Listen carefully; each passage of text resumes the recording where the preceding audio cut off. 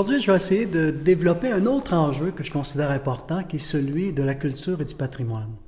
Vous savez, on a créé le Carré 150. Moi, je pense que c'est un outil extraordinaire qui va faire en sorte qu'on va pouvoir ici avoir une vie culturelle épanouie.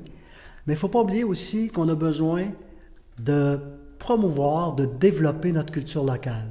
C'est quelque chose d'important que je pense qui se traduit à travers une politique, d'abord, qui doit être cohérente, qui touche autant la musique, qui touche les arts visuels, qui touche la danse, etc.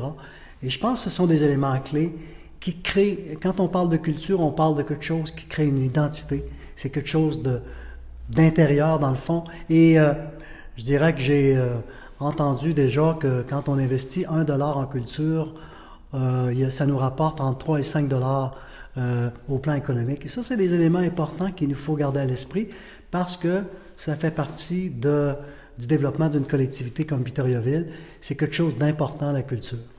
Alors, je pense qu'à travers une politique qui est réfléchie et qui est, je dirais, réfléchie dans tous les sens du mot par rapport à chacune des disciplines touchant la culture et des plans d'action qui sont en cohérence, on pourra développer à Victoriaville une unité culturelle qui va au-delà de ce qu'on voit aujourd'hui et qui pourrait être très structurante pour la ville de Victoriaville dans le futur.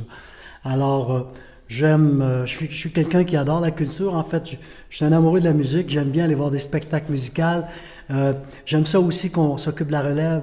J'aime voir, en fait, des nouveaux talents émerger. Et je pense que c'est quelque chose, si je suis élu le 21 février prochain, à laquelle je vais me préoccuper, qu'on s'occupe de notre culture locale autant que notre culture en général. Merci.